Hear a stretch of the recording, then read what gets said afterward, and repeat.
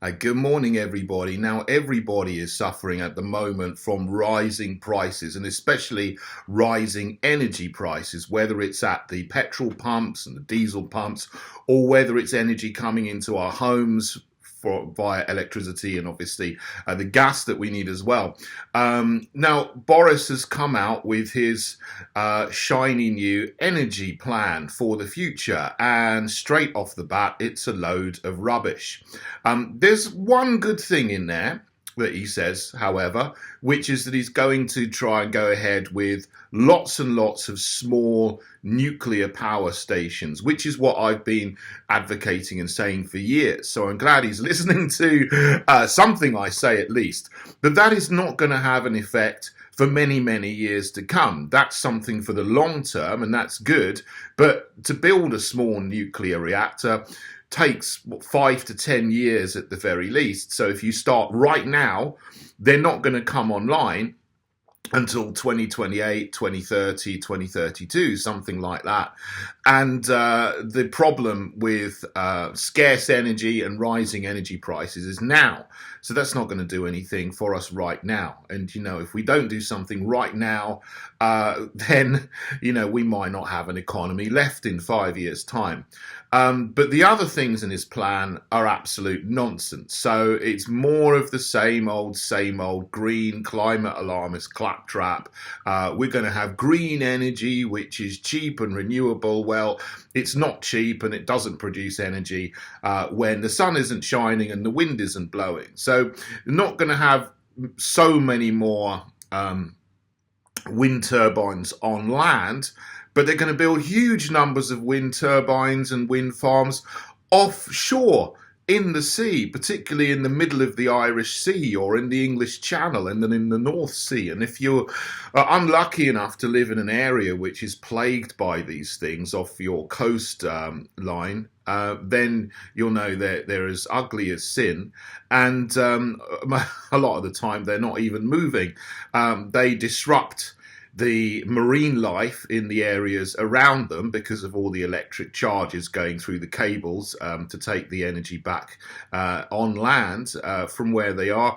And each one of them needs about a football-sized mass, football pitch-sized mass of concrete in order to embed them into the seabed, which of course uses huge amounts of calcium carbonate, limestone and so on to make the concrete, and of course that produces masses of CO2 because actually producing cement, producing concrete is a big producer of CO2. So if they're doing these kind of things to cut down on CO2 emissions, they're going to make more CO2 just from making the concrete to embed these things where they need to stand, then you are going to get energy from them, or your CO2 emissions you're going to save over a decade or two of their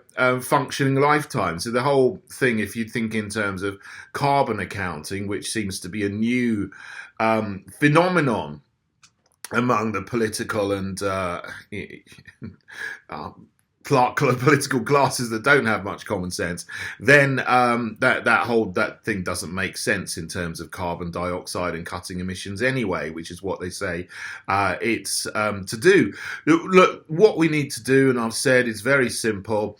We need to immediately reopen our coal power stations because the amount of energy generated for the national grid in the UK has gone down over the last 5 years, as the energy produced by coal has gone down from 25% to 1.6% to nearly nothing just in 5 years. So in the last 5 years, they've closed almost all of our coal power stations, and that's needed to be the energy that we don't get from coal anymore. We need to make that up by buying in energy from elsewhere. So we buy electricity from France and the Netherlands because we're not producing enough here in the UK, which is ridiculous. So reopen the coal power plants and stop doing this ridiculous thing of converting coal power plants to burn wood pellets like we do in Drax. So they don't burn coal anymore there in most of the plant. They cut down forests and trees in North and South America, turn them into wood pellets, ship them across the Atlantic, and then burn them here, and then say, oh, this is good, we're not making any carbon dioxide. Well, yes, you are, because burning wood does make carbon dioxide, and it probably makes, well, it does make more than if you just simply burn coal, because you've got to transport it all the way across the Atlantic before you burn it, which needs you to burn the fuel to transport it here, which is, again, absolutely and completely ridiculous. So in the short term, we need to reopen our coal power stations, and that will bring us up, by 25% of our energy needs, our electricity needs anyway, in the national grid. In the short term, we need to develop, in the medium term then, we need to develop our gas industry, our online shale gas industry. There's loads and loads of natural gas, shale gas under the ground in the UK, which is there for the taking. So we need to do that in the medium term to provide the energy that will sort out our gas needs and so on.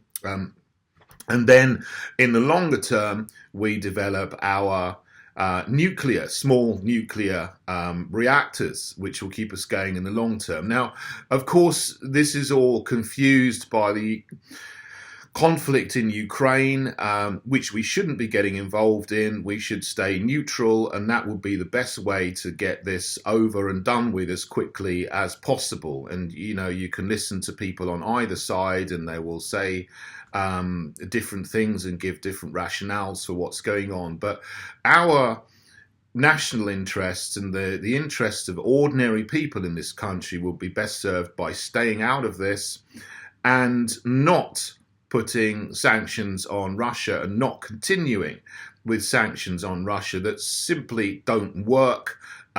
You have the Foreign Secretary, Liz Truss, saying that she wanted to cripple the Russian economy. Now, that's not the way to act if our best interests are served by staying neutral, which they are.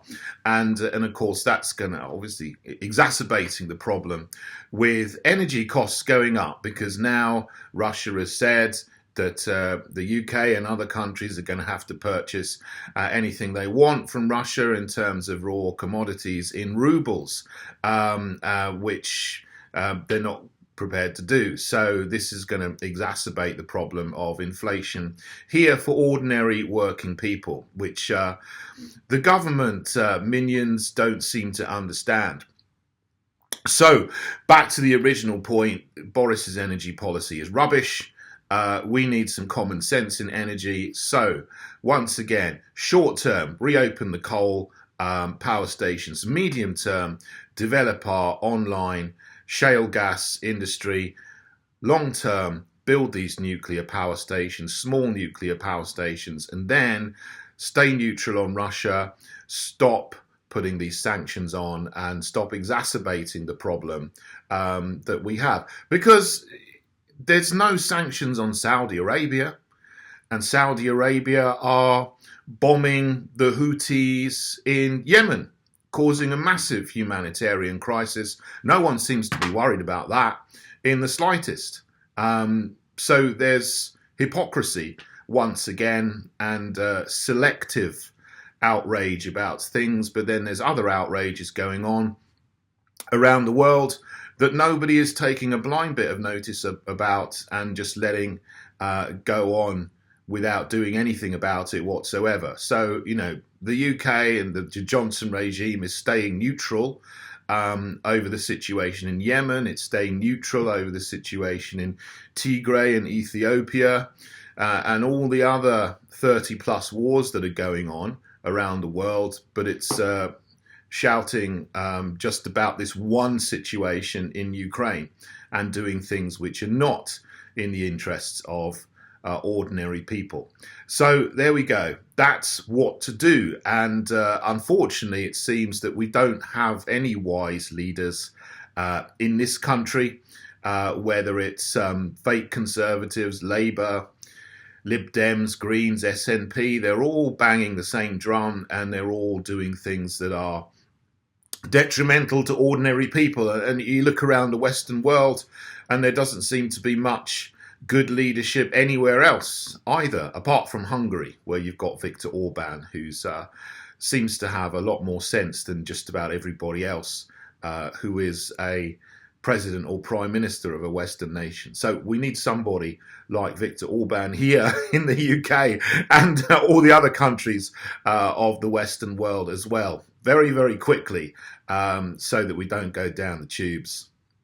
So obviously, as I say every time, we are political resistance in the Heritage Party in the UK. We're standing in local elections in various places. So have a look at our website. It's down in the info box section there. Please also subscribe to my channel as well. And hope you have a good day. God bless you all.